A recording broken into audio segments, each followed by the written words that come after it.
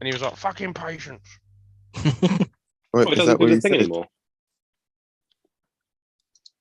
Yeah, The lady doesn't tell you when you're being recorded anymore.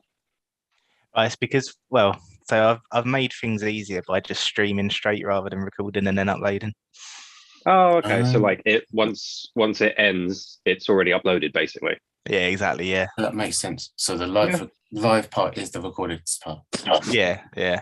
So once we end, it's already on the channel rather than me waiting for it to convert and then uploading it and whatever. Yeah, that's pretty cool. That's how it works on YouTube as well. If you stream on there. Yeah, it's on YouTube. You guys have a channel? Oh yeah, it says live on YouTube. Yeah, I'll send you. I just realised what you're saying, Simon. we now have a channel. Okay, so we have a channel. Yeah, is that so when you monetize, do we have to do ad reads now? Alec does, no, we'll do sponsorships. I'll do the Skillshare adverts with Andy Pizza. Beat your wife today with Stella Artois. The problem that we have is that every week either Alec or Pat calls someone a nonce. So even if we wanted to monetize, we can. we swear far too much to be monetized because it's all about the kid demographic now for advertisements on YouTube. So indeed. But yeah, it's weird. Like I know we upload on YouTube, but I just didn't really think about it because we're using Zoom. But obviously, Zoom's just a medium for it, so I didn't really think about it. Yeah. Beat your wife today. Oh no! Don't focus on that. It was bad enough the first time. Great start, guys. We swear far too much to be monetized. No, take it off. I don't want to hear my dumb voice. Was that coming through the mic? Yeah. Oh, sorry. I accidentally opened the stream and I was like, we've already said this. I was just sitting there like, hang on, that's my voice telling people to beat their wives. Pat said, we wouldn't. Pat said, actually, don't say that. Manny was the only one with a wife. Oh, shit. He is. It's all right. He doesn't drink Stella Artois, so he's fine.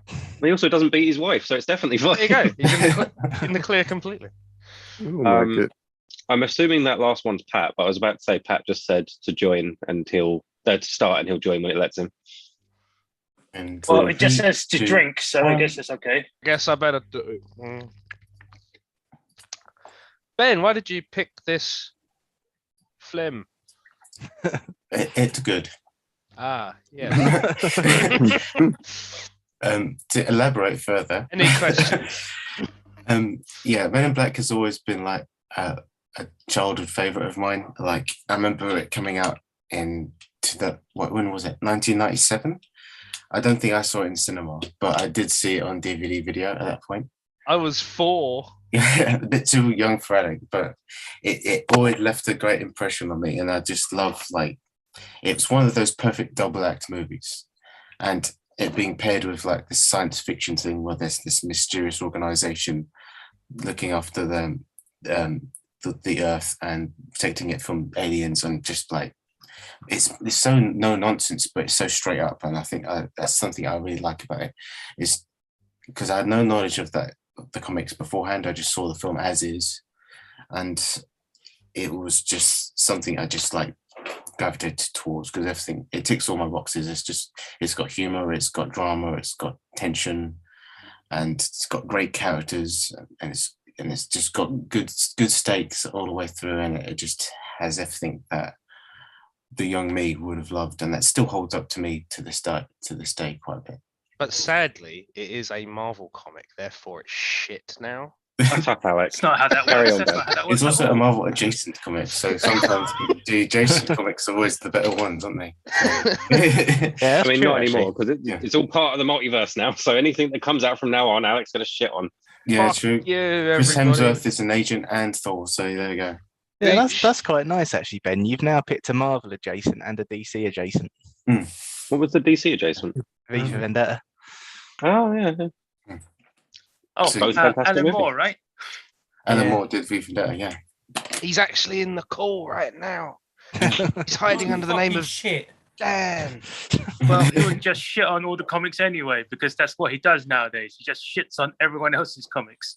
Yeah, he does indeed. Talking about adaptation. Or... I don't read comics. Comics are no, gay. but you still shit on them. Oh yeah. Yeah, Men in Black's always had a special place in my heart, and even though it's not like the most serious film of ever, but it has moments of like real profound little touches of profoundness in it, as well as it having a lot of like really clever things and clever lines, and just it knows what it is, and it isn't afraid to not only just pull the punches and just like go with things without actually being a bit pretentious or anything like that. It's naturally funny, and the story is just very compelling in that regard. Yeah, it's got a good blend of stuff. Like, to be honest, I think obviously a lot of movies that are like not one note, but they're either, you know, a comedy or a serious thing or an action thing. Like, some of them can be like some of the best movies in the world, but I do think that my favorite type of movies are ones that get, not just movies actually, same with my favorite anime as well, when they get the blend of everything just right. Like, you know, there's serious moments, there's comedy, there's like tragedy, there's like frivolity, stuff like that. When you actually get something that manages to do it all right, which I think this does, it's just, I don't know, it's a good time. Yeah, I will say I completely forgot that it was an Amblin movie, and A what? and it's basically Steven Spielberg's production company. Oh, okay. But yeah, I completely forgot about that. And then like 5 minutes in, I was like, how did I forget this? This is like very much an Amblin. Everything about it is Steven Spielberg. Yeah. Even stuff like what Ben was just saying about the iconic lines and stuff. Like I think I do see it pop up every now and then, where it's like it's like when Kay's going on about imagine what you'll know tomorrow, and it's like a person is smart but people are stupid and they panic, and then like it's all. I can still hear the fucking stream. Sorry, I accidentally opened it again. You stop that. Good going. I hate hearing my voice, and so does everyone else. Yeah, it's got like I've got a couple of like, you know, sorry Pat, I've got a couple of contrivances, but like I know it's fine. But yeah, there's a lot of like little clever bits that just sort of elevate it, and I think it's also Tommy Lee Jones was fucking born to play Agent K. He was so deadpan but so brilliant. He did. My favorite part is, in terms of his acting, is when he had cut off the video when he was like watching his past lover, wife, whatnot, partner, whatnot, and he gave Will Smith a look that said so many words, and then got up and walked. And it was that moment when he did that look, I was just like, he acted that so well. There's just and then you realize later that like it wasn't just him longing after her, it was him being like, well, that's what I'm going to be doing soon. No, I probably shouldn't phrase it like that. But you know what I mean? Like, obviously in the moment you think, oh, he's living in the past, like wishing that he'd never got involved in this, and he still loves her. But then obviously you find out that, as he said, he's not training a partner, he's training a replacement, and you're like, oh damn. But I think that's like a powerful moment, because it doesn't actually like tell you what he's thinking, but it does like let you infer it. And it's like, I think you do have this element of like, I could be there with you right now, and I could have been with you right now, but I've got to do this, and I have to be part of it. I think there's just so much of his performance that like fleshes like Men in Black as an agency, sort of like just fleshes it out. Like even just stuff like they're like doing a chase, and Jay like fucking pelts down this alley, and then like Kay's just looking at him and he's just like, oh, fuck's sake. And he's just he's walking along, and he's like, he's not getting off the planet in a cab. It's fine. Just fucking like just chill out. There's always something going on. It's cool. And it's just like, I don't know. It's just such an effective performance. Like it really helps out like the world building and stuff. Yeah. And I think like you said, that part where like, you know, Jay is panicking and he's like, but you know, the world's gonna end, and then he's like you said, he's just like, yeah, there's always something going on, there's always some world ending fiasco, like, you know, get used to it. But I think I do think my favorite moment, like going to what Emmanuel said, my favorite Tommy Lee Jones moment was probably when he comes out of the cockroach at the end, and he's just like, I like this gun.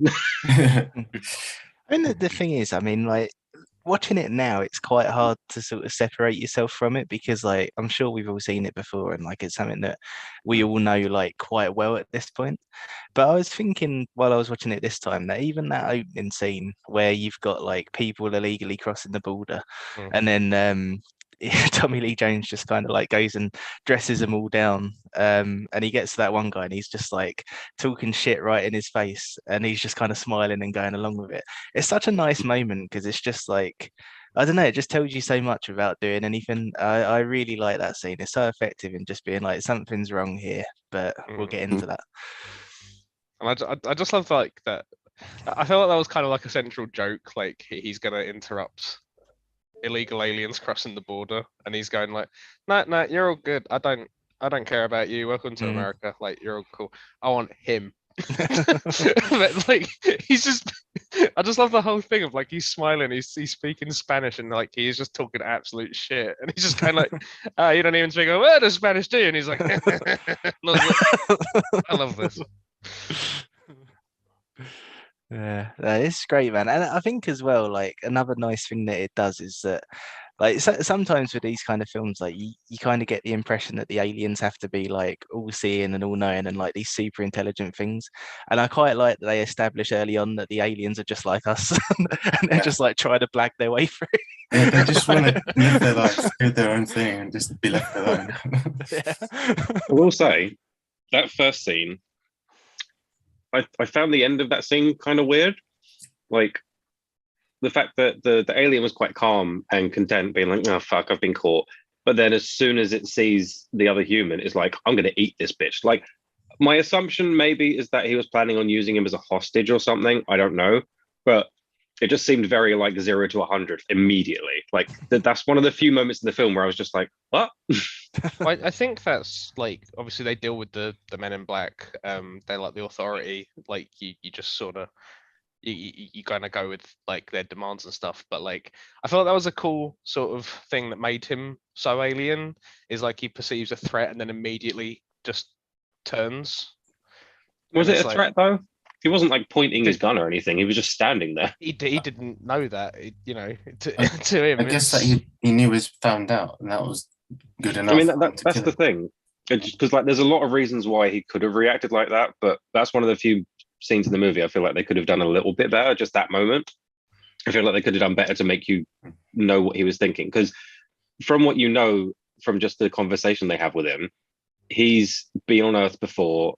Like he's known, so he knows humans. He knows probably about their society and stuff like that. So, I mean, I guess to be fair, maybe that is it. They're in America, and a guy with a gun shows up, and he's like, "Oh fuck!" I mean, as well, he's like a sheriff, so like, I guess like if he gets away, then he's bringing more people, and so like, yeah, you wanna. Yeah, but that's like, I don't know. Again, I guess we don't know enough about the internal workings, but that I like if I'm to assume the position of him, I'm like, well, no, that's their problem. Like, these are the guys that deal with all the alien stuff. Dan, what are you doing? Well, wasn't it because he was an ex-con, right? Oh, motherfucker. I mean, yeah, he just got out of prison. I think they were saying. But what I mean is like, he shouldn't give a shit about regular humans. Like in general, maybe, but when he's already in a conversation with two of the MIB, knowing that he's in trouble, like they're the ones who deal with all the shit. So like, what effect does some random human have? Yeah. Well, you could bring more people. Say again. You could bring more people. Right, but like again, it's the MIB would squash that immediately. Yeah. It's very known, like how reliable they are. I mean, the fact that the royalty, the race of that royal guy show up, they didn't ask the Men in Black to hope the galaxy. They just assumed, okay, you must know where it is. Give it to us. Like that's sort of out. Like you patrol the whole planet, just sort of out. It's like, like, okay. Bitch, deal with it or you dead. It's like, so you think we already when you didn't tell us. Okay. We want the galaxy. Can you be more specific? Like, we're the only ones getting this message. Maybe, like, can you give me the galaxy that's in a little tiny thing that's probably around a cat's neck? But then the movie wouldn't work. So Yes. I also feel like that wouldn't be common knowledge. I mean, it probably would be within their, like, whoever's in charge of their race. Actually, not because the one of his people that's close to him or confidants, the tall guy, he was like, "Oh, is it in that?" He's like, "No, it's not in that." Yeah, I feel like the less people know, the better. Oh yeah, absolutely. I just feel like, well,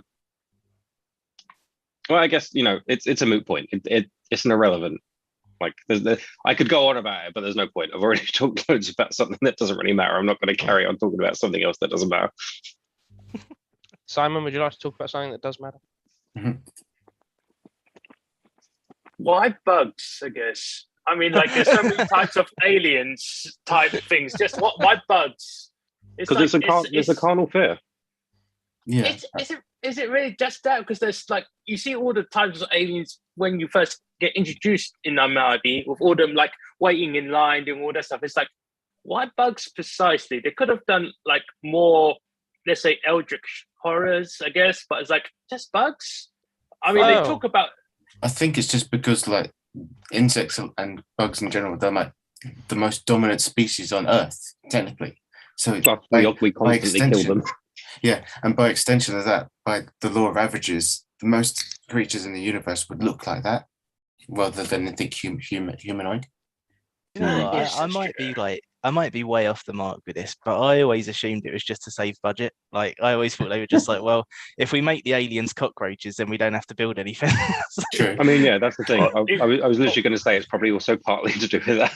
But then they did actually build an animatronic that they were struggling to get to work for, like, the final fight scene, and then they finally actually got some CGI like for it. But also, why not bugs? Like, I think it's a fun little, and also, like, apparently, like, turn that off. Oh, have you put an effect on your screen, or is it just your signal? Just my camera. Yeah. Sorry, carry on. It's in another dimension. Anyway, before I was so rudely interrupted. Shut up, Alex! It's like the old days. Also, it was stuff like Vincent D'Onofrio. He was, like, researching, like, how bugs moved and stuff, and apparently he, like, kind of he put tape around his knees and ankles to stop them, like, from bending. And so and that's why it's been said that he walks like me. Okay. Yeah, his performance is so damn good. I have to say, it's like, regardless whether or not he reminds me of Alec or not, he is just like perfection. It's like, he's always been great. Like, Full Metal Jacket was the first film probably he's been in that everyone knew, but Men in Black was the first film I saw him in, and just how he, like, transforms, just like, even if half of it is probably the makeup and, like, the costume and that, but his mannerisms and just, like, the way he just talks on the side of his mouth, and he just, like, moves slightly with his right eye, and then he twitches with his right arm and something. It's just so clever, and I just believe him as just, like, this creature from another world. Oh yeah, absolutely. Like, I don't know if I've seen him in anything else. I might have, but He's the Law and Order Special Victims Unit is one of the things that I really liked him in. But you might have seen him in Daredevil as the Kingpin. Oh yeah. Oh shit! Really? Yeah. Yeah, that's him now. Yeah. Wow. Okay, I didn't know that. But yeah, like makeup and like costumes can only do so much. You're absolutely right. Like, honestly, he probably has the best performance in the movie. Like, everyone in it's pretty good. Some people are very good, but I think just the fact that he's so convincing, I think, is amazing. Yeah, I must admit, he was pretty much the reason that I gave acting an 8. Because, I mean, him and Tommy Lee Jones, really. I think if it wasn't for them two, I could have probably given it quite low. But those two are great. Yeah. Yeah. I I really remember. want to steal Emmanuel's line here and Oh. just go like, "Where's my Edgar suit?" I remember as a kid the bit where he pulls his face up. It freaks me out a lot. I guess. I remember it's one of them films where I could watch most of it. It's just that bit was like I really didn't like the fact that he pulled his face up. Like his whole character just like no. Did that influence you to give yourself a bigger face? I'll be honest. The moment Ben where you went like this, I was just like in my head. I imagined you just actually doing it somehow, and it would have been so perfect. It's a bit like Beetlejuice as well. You know, in Beetlejuice where they change their face. Oh yeah, I remember when that he's like, fucking and he just freaking like, me out as well. yeah. Yeah, the bit I remember most from this movie, like, is the when he's like, "Put your hands above your head." He's like, "Oh, I like this," and then rips it I'll off. put my hands. Like that stuck with me.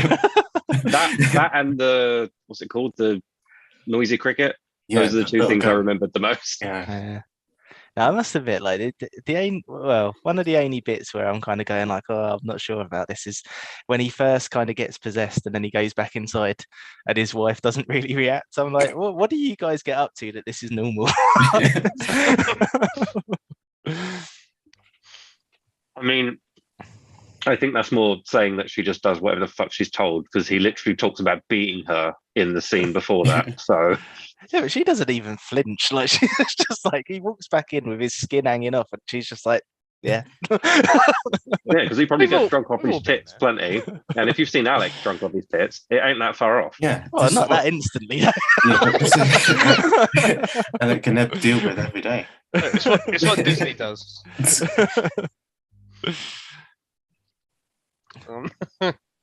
I'm glad you did bring up the noisy cricket though, because that is one of my issues. How the gun reacts and how he uses it. No, I'm completely fine with it and that whole sequence. Actually, I really enjoy the sequence. I don't think it makes a lot of sense for Let me Kate guess. to give it to Jay as like Yeah. his first His first sort of weapon. and he's like, we have to. We never discharge our guns in front of the public, and I'm like, you did not communicate that to him at all. You've given him the most conspicuous gun you have in your fucking arsenal. You did not explain any of this, like, or how it works, or like even like a technique to like offset the recoil or anything. I don't think any of this would have made the scene work, but I don't think it makes sense for Kay's character to give him No, that. it doesn't. It's literally just like it's a joke that they then didn't actually account for in like the workings of the story. Because realistically, when you look at Kay using the gun earlier on to blow that guy's head off, there's like no recoil on that. It's just like a pulse. So like, but he gives him a tiny gun. You're like, oh, he's giving him the tiny gun because he's just started. And then it's like, oh no, this does real damage to whoever he shoots, himself, and all the environment. Maybe not that one. Maybe not. But yeah, I really like the scene. This is kind of the thing with this film. I don't know if it's like just nostalgia, but like I really, really enjoy the scene. I was just like, doesn't make sense. I still really enjoy it, but like, yeah. Yes. Well, you're not wrong. It definitely doesn't make sense, but yeah, it doesn't bother me at all because it's funny. Yeah. Yeah, there were lots of little moments like that, I felt. And there was one good point Camilla brought up. It was just like we unlike the the new rebooted Men in Black. We the don't rubbish one. Oh yeah, international, yeah. We'll get to that in a second, right? I actually We'll get enjoyed to it more than this one, but anyway. Oh, What? you like that one more than this one? Controversial hot take, yes. Get out of here. Well, I Oh, had I'm not saying it's better. I just had a more fun time. But anyway, that's besides the point. The we don't get to really know Will Smith's character's backstory. Like, obviously, a big part of joining MIB is cutting all your connections off. Besides his work, we know absolutely crap all about his home family life or personal life. We don't know if he did have connections or didn't. Like, why did it seem quite quick for him to make that decision in a way? I think I that's think one of that's those kind of things the that you point. can infer. Like he does choose it, and it's like, right, he obviously doesn't have that strong a connection with that many people. Like he's clearly not that well liked at work. If you've seen Men in Black 3, Yeah. you Oh. find out that his dad's like died like a while ago, so he's not an element. And then No, I think all the information's there for you basically, because like he clearly throws himself into his work, but in a way that constantly puts himself in danger, which means that he's not too fussed about like protecting his own life as such. And yeah, like if like Alex said, if anyone makes the decision that quickly and you've not seen anything to show you that he has any loved ones or anyone important to him, that's it. Like I think that's the point. I think it's intentional that they don't show you anything because he doesn't have anything. and I think seeing Is him that make why they? that- Sorry, Sam. Oh, sorry. Oh, I was going to say, is that why they showed that sunset scene for about 1 minute or 2 minutes too long? It's just him sitting on the bench looking at the sunset because it seemed like a very mute point at that time. Just like watching the sunset because of the filming in New York. I mean, It seems it's a bit a, extra. Backstory we didn't hear in that point. Yeah, it's a big decision Reflect. to Yeah. make, but like I don't know. I wonder if it's. I think it is there so like you can kind of go like he obviously has connections, but he's weighing up whether those connections are significant enough that he'd want to pass the opportunity up. And I think Oh, okay. the knowledge that he makes the choice to go through with it tells you about his character. Like I think, yeah, you've got plenty of stuff to infer from it. I don't even necessarily believe that he does have connections. Like I think it's just the weight of the decision in general. Like even you on your own as a person, nothing else involved, you're literally deciding it's not about breaking your current connections. It's the fact that you can't ever make connections in the future. Like you're throwing away your chance of getting married, or actually making good friends apart from in this new job.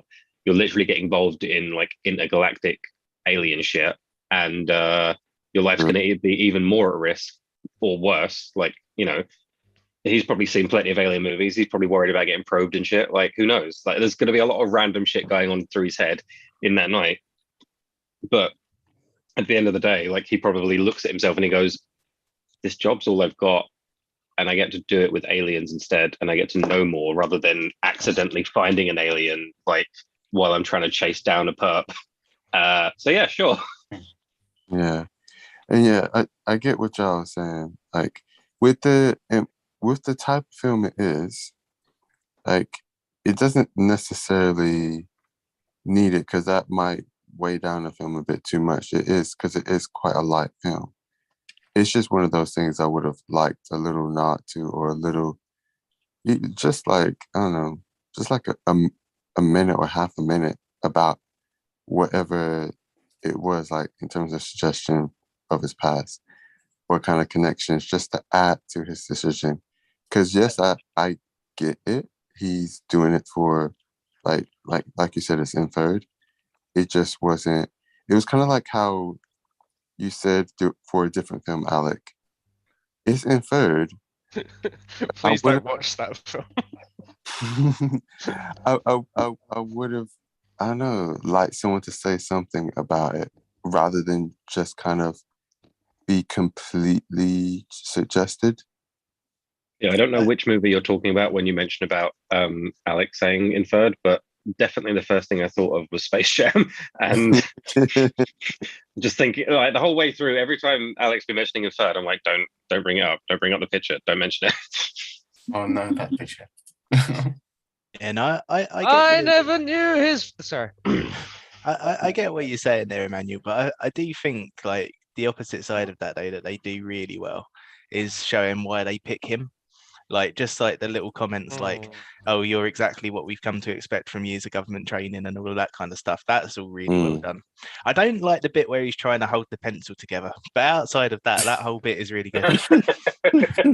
a lot of companies now, they do have the egg chairs, and it's like the whole point of that fucking scene was to show that egg chairs are a terrible fucking idea. Don't do. But honestly, I love watching him go through all that, and it's like just watching K and Z's like reactions to him is like just wonderful, and that whole shooting range bit, and he's just like, oh, I like, I feel like that bit does kind of. I feel like Zed's reaction is going like, yeah, you do need to think about this. And it's like, oh, I thought he was yelling. He's sneezing. So I saw he's got a little tissue there, and he's doing pull-ups and stuff. This girl is out here, all fucking monsters, like 11 o'clock at night. She's holding quantum physics books. She's a fucking alien, mate. And it's like, you can see Zed kind of go like, but he's kind of like, yep. that shooting range scene is fantastic. Like, because at first you're like, oh, he's messing up because he's not shooting anything, and then when he starts talking about it, you're like, oh, he's taking the piss out of them now, and then you realize, oh no, he's totally right. Everything he just said is accurate because he sounds like he's taking the piss out of them. He's like, oh look, he's doing pull-ups. Like, it's a fucking monstrous alien, but it's like, no, that's the point. They need people who won't look at them as just monstrous aliens. They'll look at them the same as they would look at a human and actually like ascertain what their objective is. Oh shit. Yeah. It's the only part, and Camilla was saying something similar, was the part before the shooting range. She was just like, this part annoys me. It's just like, why are they acting like that? And I was just like, basically, so the people in the room besides Will Smith, so they're either Marines or just basically highly decorated people, but they're people who have been in the field. They're not like the office side of the military. So it would be quite weird for none of them to have thought of the same idea Will Smith did and like constantly struggle with what they were doing because of how they're used to working. Not that my argument against that. Sorry. Oh, I was just saying, I don't put that against the film because at the end of the day, it's a funny comedy film. So any kind of little points that I had, like that I found weird, it fit in with the type of film it was and what it was going for. So it's just what it is.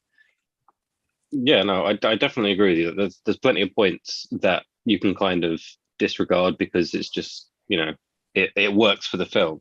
But my argument against that is that I think Will Smith is potentially the only person there who has alien experience.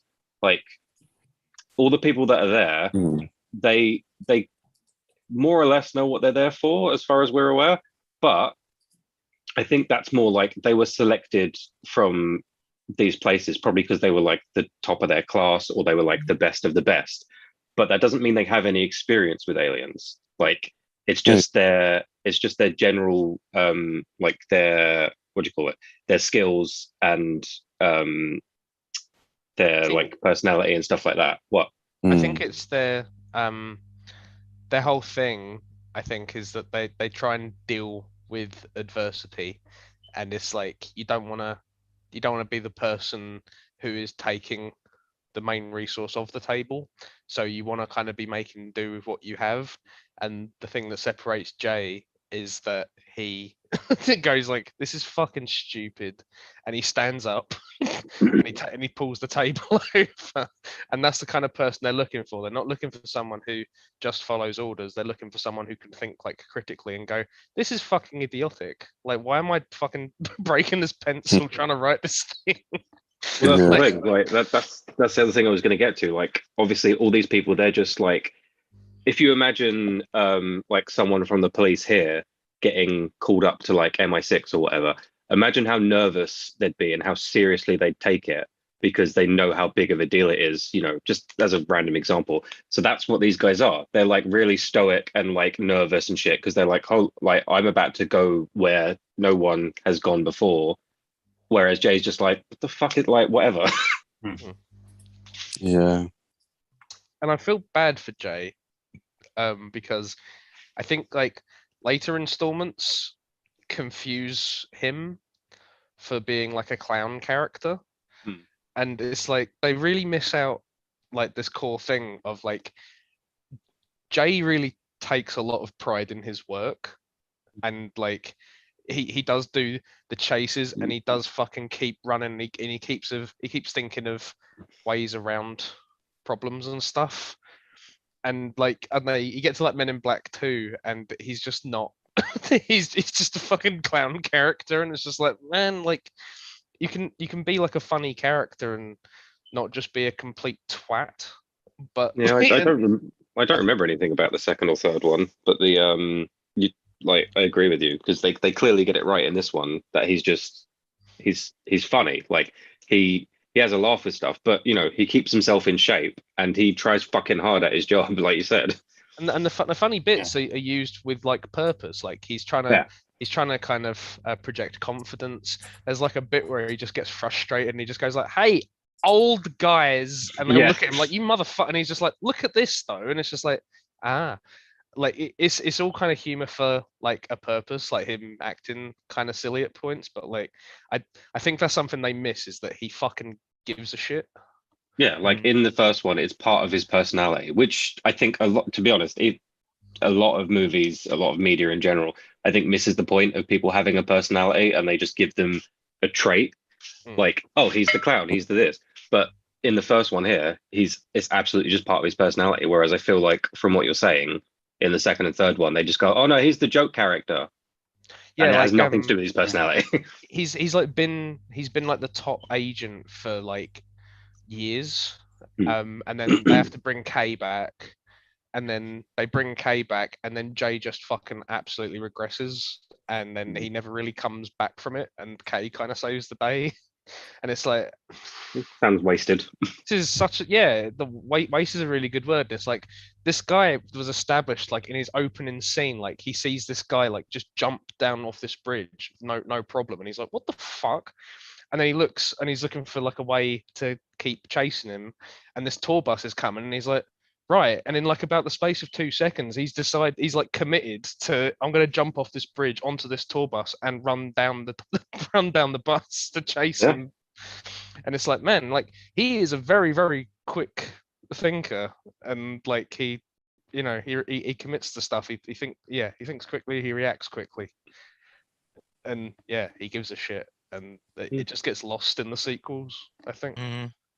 Yeah, that sounds kind of disappointing. I don't remember much about the sequels, but I don't remember anything about them apart from the fact that Kay comes back. But I remember not minding them, but that was years ago. But yeah, it seems like such a disappointment that they build him up in this one, and then obviously the time gap, as you say, is him being the top agent for so long, because that's what he was built up to be anyway, because he's taking over from Kay. For them to then just go, we're going to take him back to like the start of the first movie, but also make him worse, is what it sounds like they do, which is fucking dumb. But like, sorry. I was just gonna say, like, that's one of the biggest shames with this, I think, is that it would have been a lot nicer if they just left it as one standalone thing. Like towards the end, you can kind of hear the producers going like, "This could be a franchise that we can squeeze the shit out of," and it's just like you didn't need to. Like, just leave it. Well, I don't necessarily. Oh, sorry, go on. I was gonna say, like, you do say that, but like, there is like that kind of final bit that kind of bothers me, where he's talking about, I don't know what her fucking name is. He's talking about Bethany from Dogma. Yeah. The pathologist. He's talking about the pathologist. And it's just after they've like killed the cockroach and that. And he's going like, Kay, do we have to like fucking mind wipe her? Like, she's not gonna say anything. Like, and then Kay's like literally like, oh, yeah, you're gonna be my replacement now. And I was just like, that's a fucking problem. You need to you can't just leave him here doing that, because he's allowed himself to become emotionally involved with someone, and he's willing to not neuralize her. And it's like, this is not the place to leave. Yeah, especially as your replacement. Like, yeah, no, I think that's the thing. Like, I think how it comes across to me is that they wanted to set up a thing where you could go forward with like that whole thing going on, and then they actually got to the sequel and just went, oh fuck it, we'll just start again. That's the thing. I was either like, right, leave Tommy Lee Jones out of the sequel, or have Jay prove himself. Mm. And they did neither one. Yeah. It's like- I don't necessarily Okay. think like they couldn't have done a sequel. And I also don't even necessarily think that they had to have left Tommy Lee Jones out of it.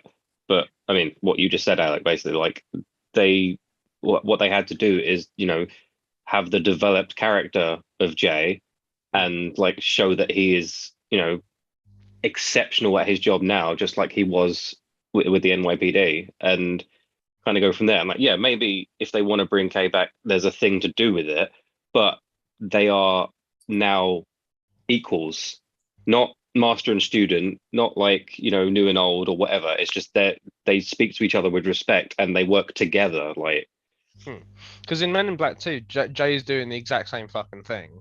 He's trying to get in with Rosario Dawson, and it's like, do you see why you probably shouldn't have left this? Like, he still kind of thinks like he's still kind of a horn dog, man. Like, you you shouldn't have like. hey, look, I blame it on the woman in the first one. Like, he saw what she was like before the mind wipe. Bad optics there. Right, sorry, I feel like I've been talking a lot. Someone else take the ball. I won't, because I've also John. been talking a lot. Oh, okay. I mean, talking about the point you just said. Oh like, my god! like, you're absolutely right that it was just sequel bait, but I also don't necessarily think it doesn't work entirely, because yes, like doing it there and then in that moment, like the mind wipe was kind of weird. You'd think they would, it would be done in a separate place and after things have been sorted out. But for argument's sake, we can say that, potentially everyone was going to die and maybe he'd already discussed it. And like, look, if we get through this, I'm done. And in terms of him, like potentially being compromised with the girl, he might have already decided that she should be put through the process to see if she's good for it. And bearing in mind that what's just happened, I'm sure that there's plenty of other agents around or coming at that moment to like deal with the situation and, escort her and him for like a debriefing or something. So I don't think it doesn't necessarily work. I just don't think there's enough information there. And like you said, it is basically just sequel bait. Yeah, I think it's his sentiment in the moment, like, should be fine. She won't tell anyone, and I'm like, you cannot afford to be making that kind of call, man. Like, that's fucking dangerous. Yeah. And that's the thing. Like, I mean, if they'd have, I don't know, I would have liked to have seen like the fallout of that decision, rather than just because it feels. I'd be really interested to know like what happened production wise, because it feels like they went, let's leave this so that we can explore it later, and then they never explored it later. So I imagine there was a plan, and then they just went fuck the plan for whatever reason. As I'd like to know what happened there. I don't know if you know, Ben. I don't have any knowledge about that really, because it's something I haven't really looked into. But maybe it's just one they could have just cut it for time. But it's a shame they never delved into it properly in 2 or 3. Well, she never came back in 2, so I don't know if that was. But then Rip Torn didn't come back for 3, and I don't know what the deal was with Frank, but he's with my mum. He's with your mum. He left for a better life. he got adopted. He used to be a celebrity, now he walks around barking. Oh no.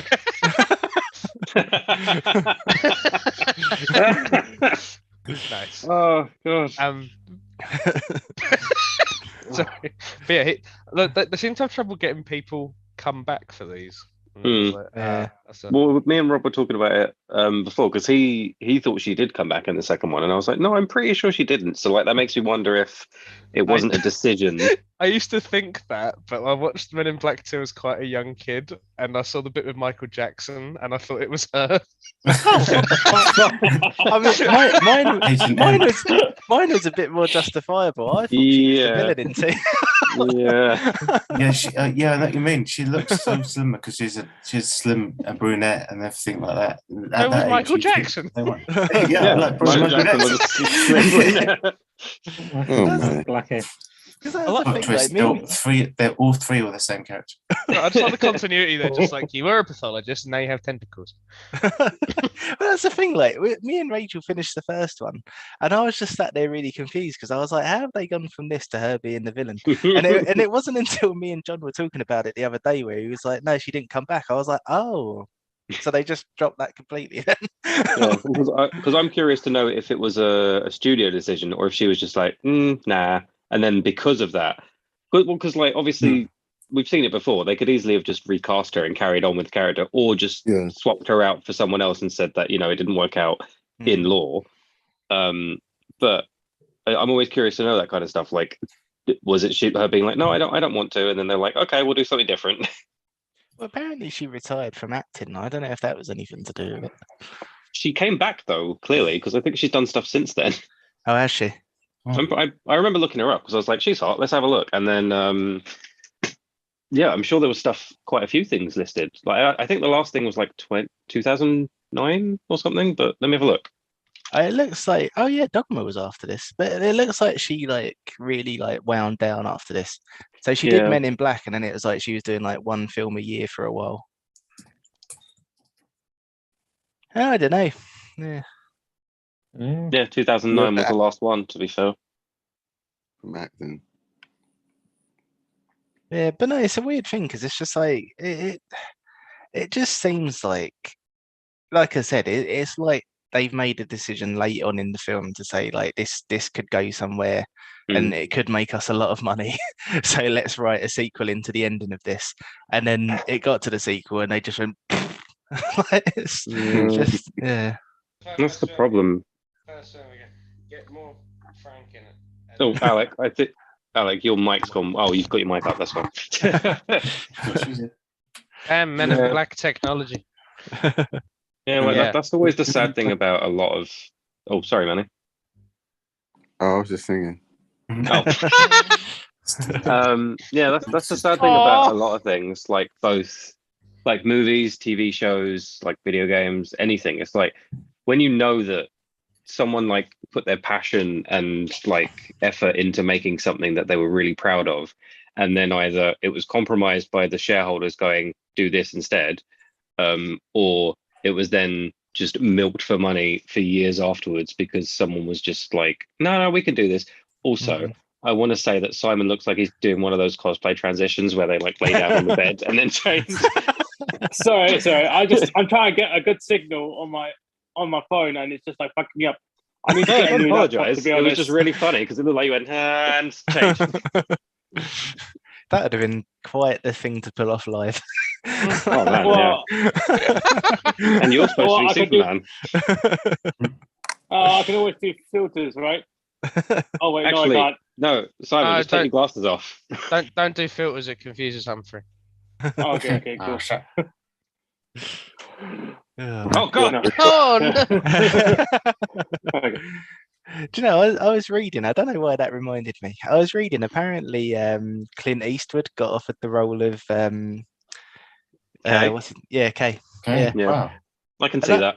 Yeah, I mean, I don't think anyone other than Tommy Lee Jones should have done it, but if Clint Eastwood was in it, it could have been hilarious. So I mean, Clint Eastwood, if he'd have done it, he'd have like wrongfully arrested aliens and then just kind of gone like, the system's fucking corrupt. Then, stop it. I don't like. I can't really recall much about his acting. Like, I can literally only picture his face, and I'm just like, I mean, the face matches what they were going for. So yeah, He does the deadpan really well. yeah. if you can picture a still of Clint Eastwood's face, then you've got his acting. That's his acting. That's how he does. It is grim all the way through. Yeah. What you're saying is he could have done the funny stuff like Tommy Lee Jones did. And there's another thing I read, which is a little bit of interesting trivia for Film Club. So apparently, John Landis was approached to direct it, but he turned it down because he said it was Blues Brothers with aliens. Oh, God, that's not a bad thing. They both are wearing suits. So Why yeah, does John I'd Landis say- sound familiar to me? He's a bad man. He directed Blues Brothers, and he also Hang on, killed that's a not kid. why he's a bad man. Well, he was getting Well, there. to commend Also, Petty as a bad man. Considering Rob finished the sentence, Alec, you might want to take that back. Yeah, you No, said he's not a bad man after I just- said he killed a kid. Look, I've always hated children. No, he's not a bad person for directing Blues Brothers. Okay, he's a bad person for killing a kid. That's He killed a kid. Yeah, He when throttled him. on the We've had set this of conversation. on the set of Twilight Zone, he basically broke child labor laws to have kids on set at a time when they shouldn't have been on set, and Right. because of that, an accident happened with a helicopter on set, and it decapitated one of them. What did they That's record 100% That's 100% true. I couldn't make that up. So it wasn't even I thought you were gonna go. I was that kid. No, he goes, I was that kid. Yeah.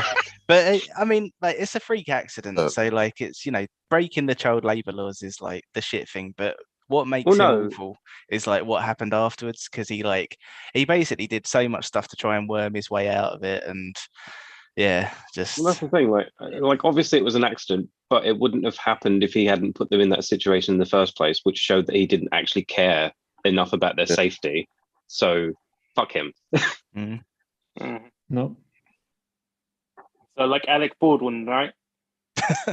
That's a that's- very dicey topic, because it seems to get worse and worse the more you hear about it. Like at first it was like, oh no, it wasn't his fault, and now it's like, I mean, I'm not so sure Oh. anymore.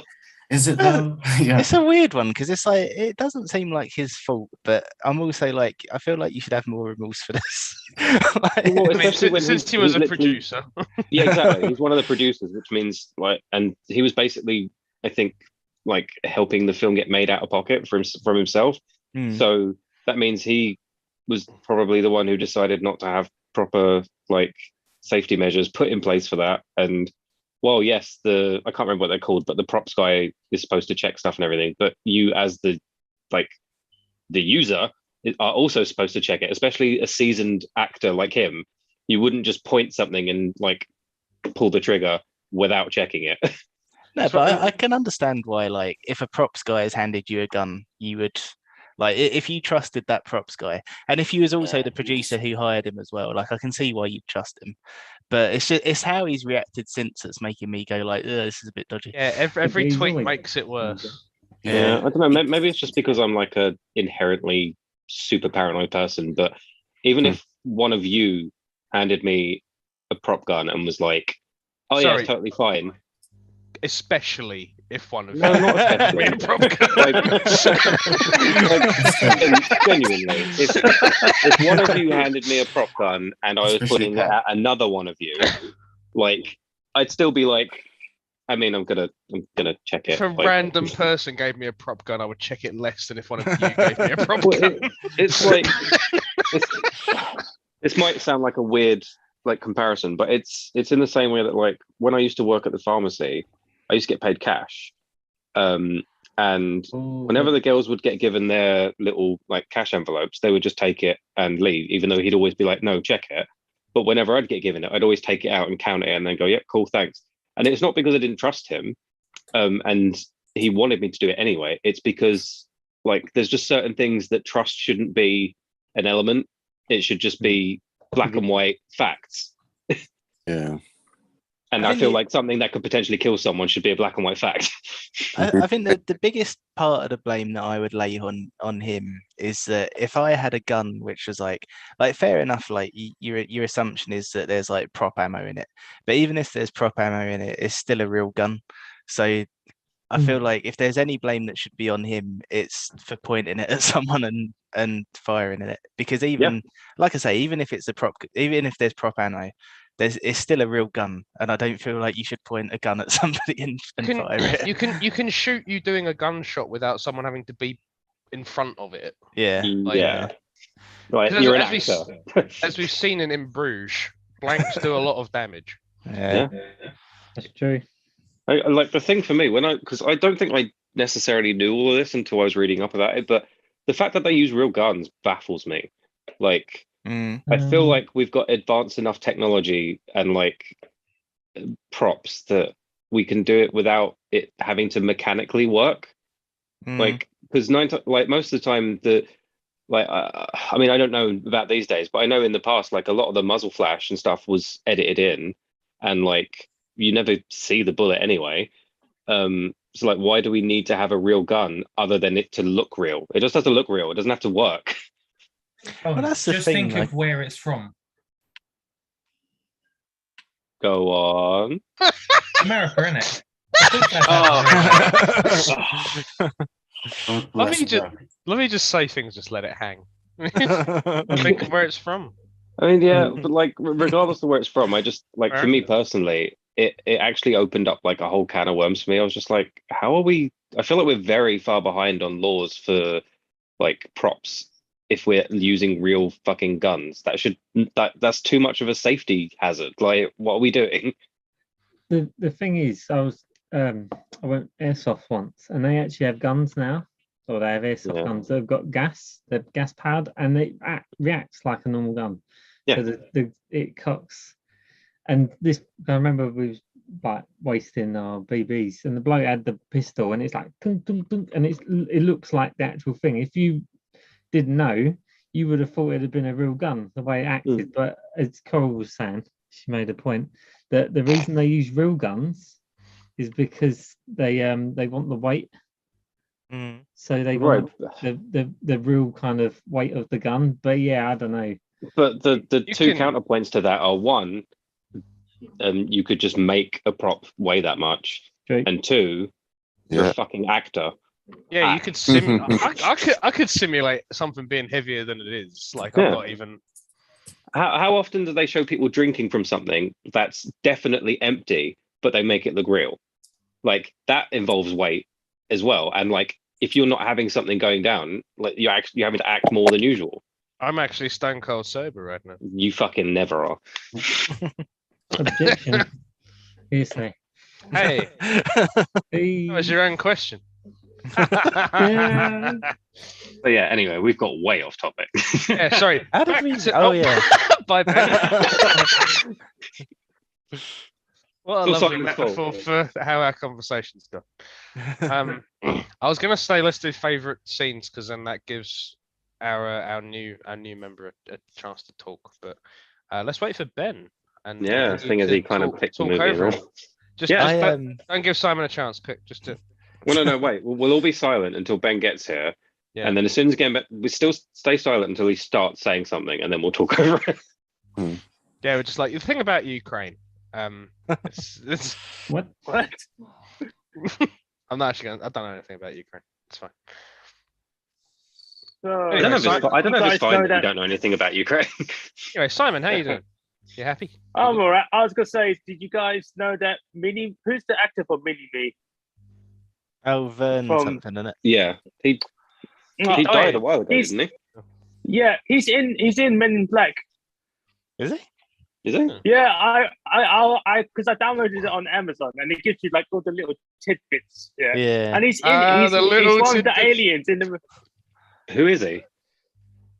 He's like an alien in one of the when they're first introducing Jay to like all the aliens in like that weird airport situation. He's like one of the aliens in there. I just see he's just there. I just Oh didn't my know about God. it. I just saw it. I'm just looking at the alien that he plays, and it's like yeah, Oh so my am I. it's just like a little like pot-bellied slug. Well, I mean, to be fair, have you seen him? That's basically what he looks like. He's fucking dead. Fuck you. I mean, he doesn't look like it anymore. What the fuck, man? Man, there's a picture of him like before he puts the mask on, and it's arguably more frightening. Oh yeah, I can see that. Hang on. Oh god. Welcome to Good Brothers Film Club, everybody. We're fucking just bad mouthing a dead dwarf. Hey, well, hang on. I never bad-mouthed him. You're the one who's saying it's negative. I'm just saying that's what he looks like. I don't know if He's that's gonna got a hold pot up belly. What's wrong with that? against- Well, the slug part. Well, I didn't mean literally what you said word for word. He doesn't look like a fucking alien. The bit where you called him a mucousy gastropod. Yeah, that's probably Oh yeah, my bad. I did say that. right. Should we get this back on track? And No. Oh, before we get it back on track, there's like there's like a motivational poster, and it's a quote from Vern Troyer, and it says, "In Men in Black, it was a very small character, no pun intended."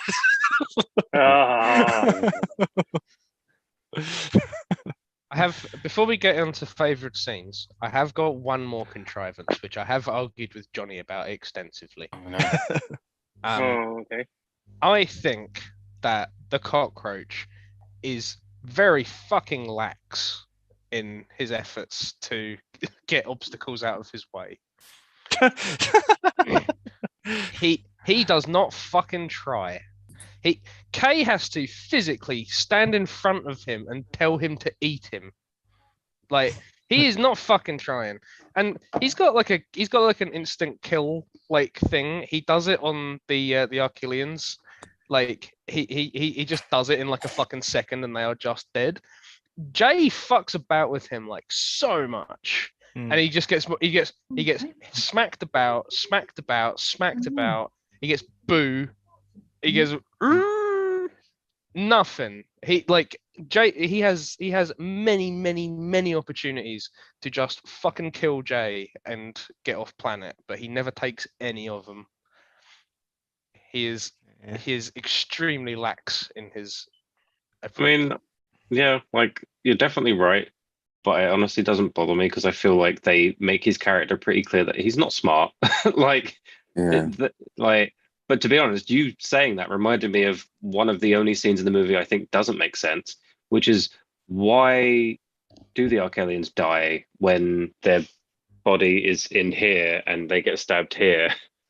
I imagine if you stick a big sharp thing through a machine, it'll fuck with it. I mean, a machine. Well, that's the thing. It depends if it's, because I don't think it's, obviously we don't know. We can only infer. But like, if it's like a life support thing and they can only use that on the planet to survive, fine, I guess. But also, why would you make a life support machine that can get destroyed by just a little poke in the neck? Yeah. Like, again, not something that bothers me, but when I watch it, I'm just like, the scene where he comes, like the face comes off, I'm just like, why are you dying? I don't understand.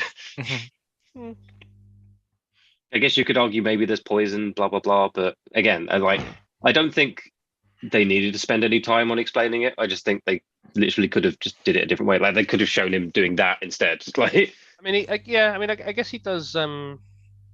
He is going for the same point both times, so like, I guess, like, yeah, it must be a weak point. Crucial weak point. Like, it must be, but it's never explained and it's never hinted at or anything. So it's just kind of like one of those things that's just like, okay. It's so quick, and I'm like, if you take a little extra time to go and kill Jay, then you don't have anything in your way now. There's no one pulling you. There's no one throwing fire in your face. There's no one just getting on your fucking nerves. Just spend that little extra time. It's gonna pay off. Don't worry, man. And it's like, at this point, fucking eat him. Don't wait for him to ask you to eat him. Eat both of them, and then you're in the clear again.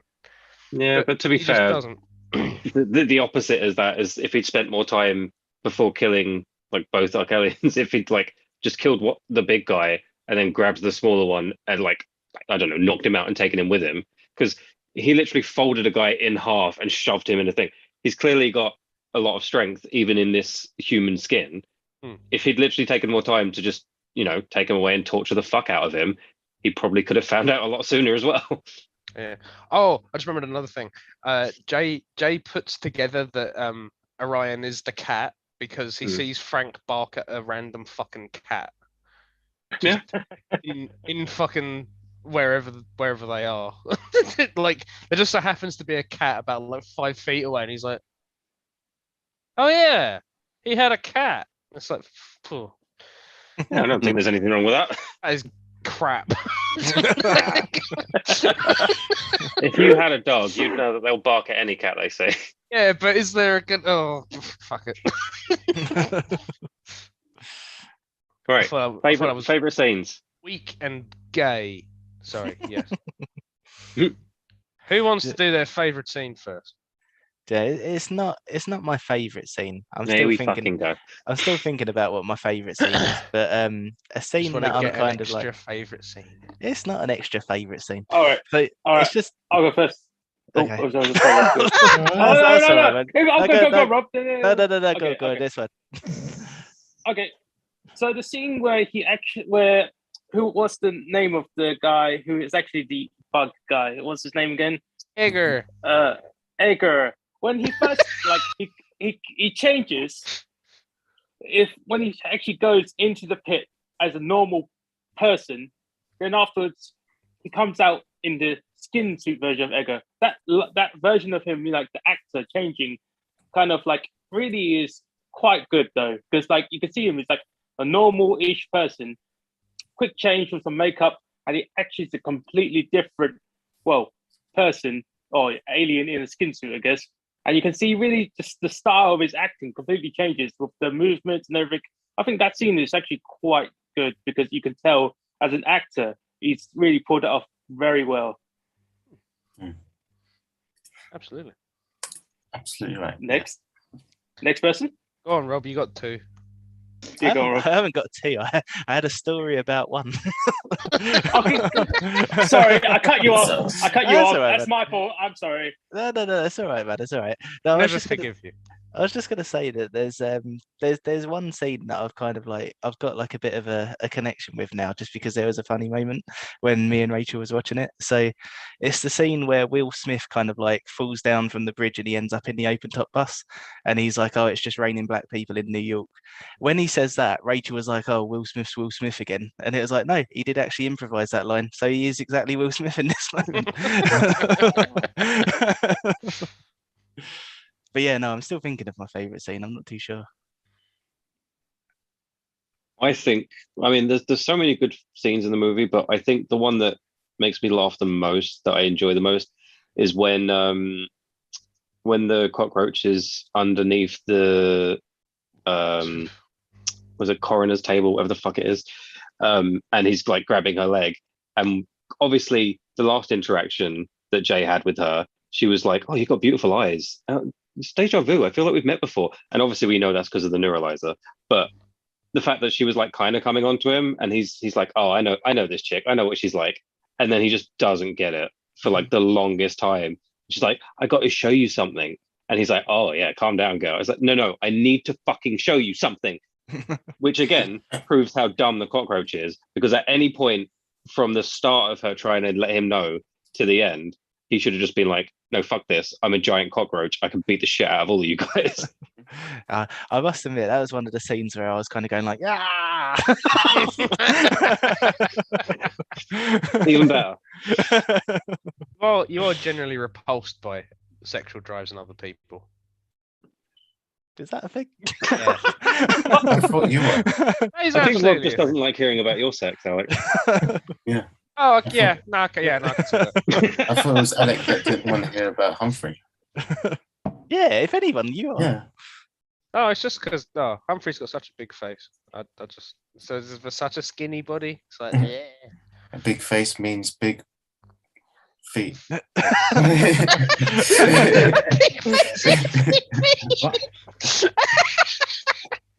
Only size 8. Yeah, size 8 face. Big face means big beard. You got the size of 8 faces. The man with 8 faces.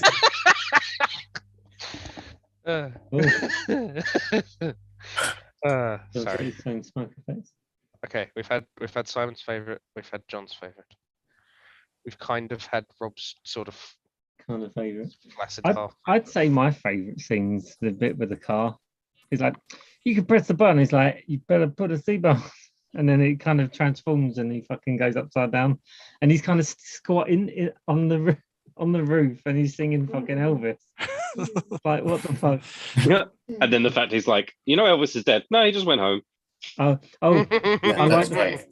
I think that's one of the things as an adult now, you don't really get the references to certain things. And one of them is Sylvester Stallone's an alien. Yep, I noticed that. He was the first person I noticed when they showed it up on screen. I was like, yep, that checks out. There's so many great references there. Rob, did you see Spielberg in top left? Yeah, Yeah. it's similar to his cameo. I think it's Gremlins 2, where he's just kind of Oh. like triking around the studio. Just walking around, yeah. Yeah. Well, I actually wasn't because I think like the pathologist's like Good boy. final line is thank you. They're talking about Dennis Rodman. I was about to mention that. I was like, I don't know who the fuck Dennis Rodman is, and then I looked I him meant up. to, I meant to look him up. She was just she was like, yeah, it's not much of a fucking disguise. And I was just Yeah. like, who the fuck is Dennis Rodman? It's like this is Dennis Rodman. Yep. Like, yeah. I had the exact same thought process. I was like, oh, I should look him up to see what the joke is, and I just forgot. And no, I get it. I can find more weird.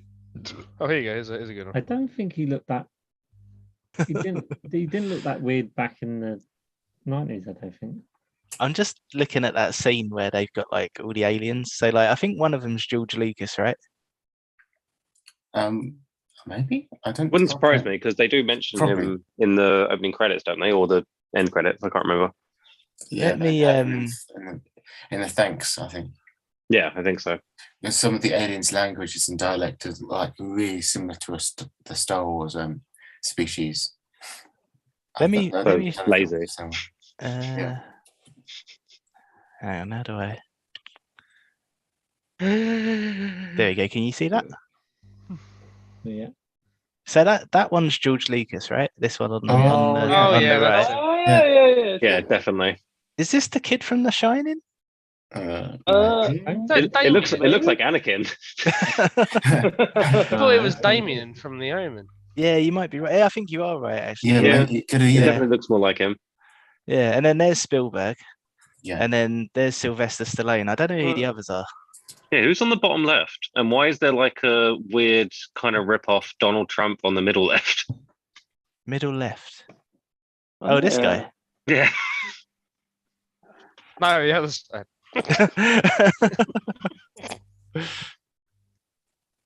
Yeah, no, I don't. Yeah, I can't Hang on, recognise the what's others. going on in the middle on the bottom?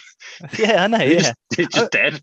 I'm assuming that's like a scene from like a sitcom or something. I don't know. I think Yeah. that's actually the I think that's Jay's teacher. That's the one that comes out. Is it? And I think that the bottom one is the Maybe. Jay's I old thought the teacher. teacher was like blonde or grey hair. Yeah, if you're talking about Jay's teacher, that is not it. No, I know Yeah. that's not her there, but like I think that's what leads into Oh, okay. I get you. The school. Mm.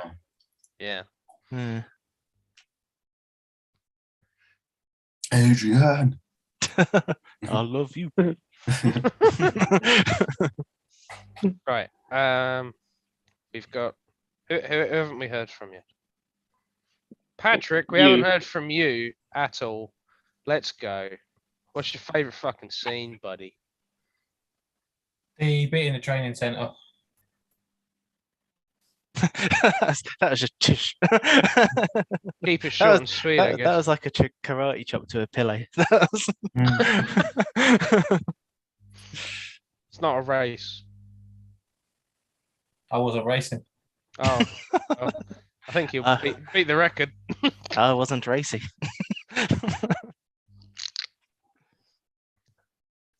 All right. Rob, have you got an actual favorite scene? Well, I don't know, because apparently it's controversial to have like a little supplementary favourite. Oh well, you know, you can have one if you want, I guess. Whatever.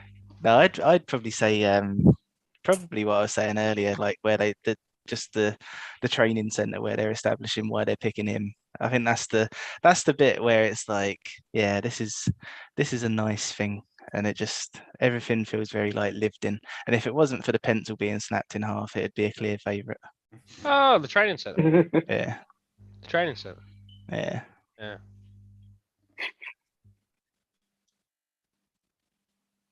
Emmanuel, you awake? No. Ben, what's your favorite scene? Not the training center, but it is one of my favorites. Didn't like the training center. Oh, I think when the guy that owned the Rolex shop, the first real alien they probably encountered together, you should say, and obviously Kay just blows his head straight off, and Will's like, it gets his gun straight out of him. And obviously the humor in that scene and how they kind of interact with each other, and then I thought it was really, really good. It sets the tone for the aliens they meet subsequently, like Frank and all that. And it was really cleverly done, I thought. And just the humor in that scene is just brilliant. And just when they're leaving, Will's just like, I'll be back to talk about those Rolexes, and just walks out. It was great. I mean, it's the thing that I'm really appreciating after seeing the sequels, because like all the kind of alien introductions have like quite a bit of impact, and that does not carry over whatsoever.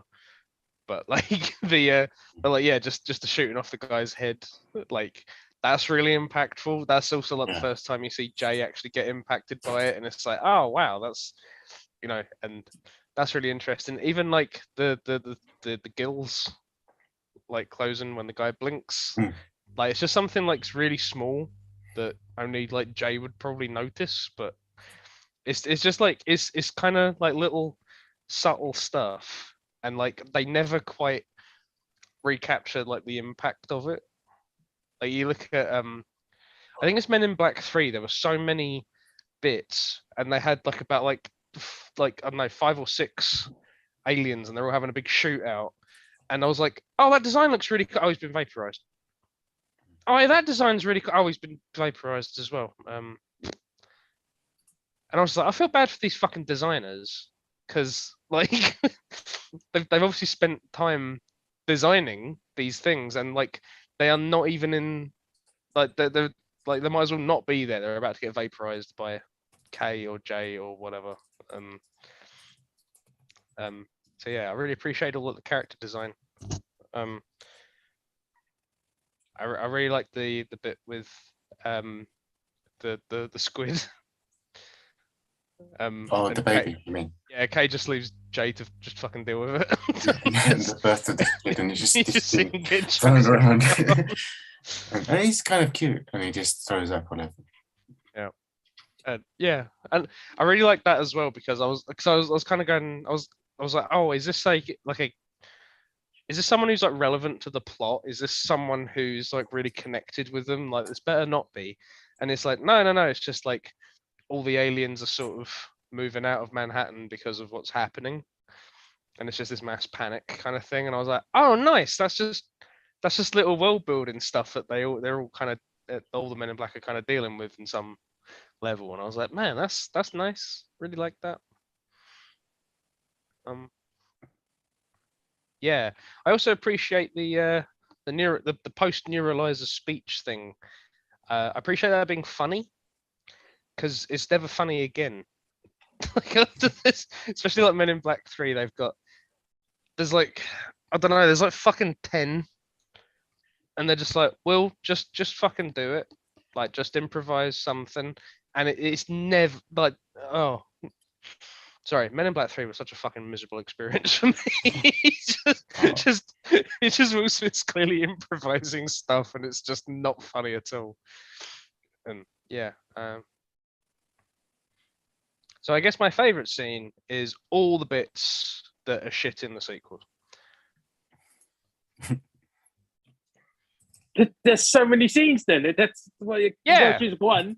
Thank you. There are so many scenes that were done better in this. Alec, you've got to pick just one favorite scene. Come on, man. I like Squid Baby. Squid Baby's fun. Okay, Squid Baby for Alec then, yeah. Yeah.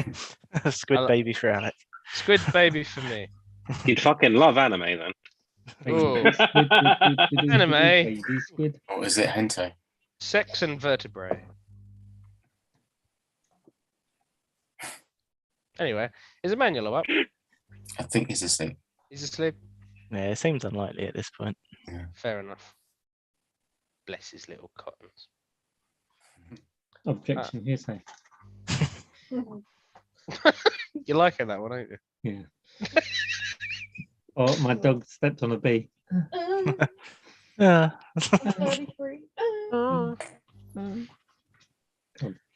Just Um, looking at the YouTube, Ben, and I've realised that your last YouTube, three Ben? picks. I realised that your last three picks have been Men in Black, The Iron Giant, and Mars Attacks. That's quite. I feel like you're carving out a niche this year. Yeah, that was my plan. Ben's one of the administrators on this simulation we're in, and they're really trying to just pound it out that we're in one. at the beginning of 22, Ben sat down with Making me YouTube Ben, and he went, "I need to work out a plan here." And YouTube Ben was like, Hmm? "Do the shitty sci-fi." Oh, No, I take it back. There was only one shitty sci-fi in those. It was Mars Attacks. Mars Attacks was the shitty sci-fi. See how it is. Really hated Mars Attacks. Simon, you ever seen Mars Attacks? Okay, I Yeah, kind of like Mars Attacks because it's funny, right? But Right. it's just because Get out. I just because the sound effects, because you've mentioned it, is stuck in my head. You know when they make the speaking noise, the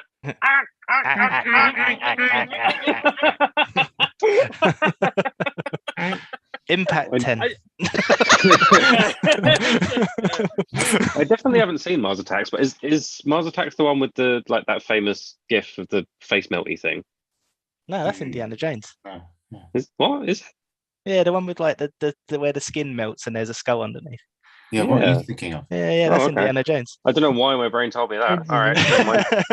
Mars Attacks wishes it had that kind of fucking effect, but it doesn't. Oh, the effects are all right. No, Yeah, they're the not. effects They're are not. They're not. This They're is all right. in the I was chat. about to go, posted they're not the- anywhere the near death that of good. Alien, you might have known. Hmm? When the aliens get their heads blown up, but that's from Mars Attacks. Oh, yeah, I see. Okay, I see the gift that you put. Yeah, that. Mars Attacks looks like Doctor Strange in the Multiverse of Madness. Which, I mean, to be fair, for a 25-year-old film, it's all right. Yeah, 95. What? Let's just badly Photoshop a lady's head onto a chihuahua. Sort of like let's just It badly should have been that Photoshop an eye on fucking Benedict Cumberbatch's head. Spoiler alert. Sorry. Yeah. Have we got anything else we want to say about Men in Black? It's good. It's funny that he calls funny that he calls him Black at one point, and then the next time he names him White. Yes, I did Will- like that. Will And he Smith's gives him a reaction glare to every both time. of those is great. Mm. What a thing to end on. So, Okay. Simon, would you like to announce your pick?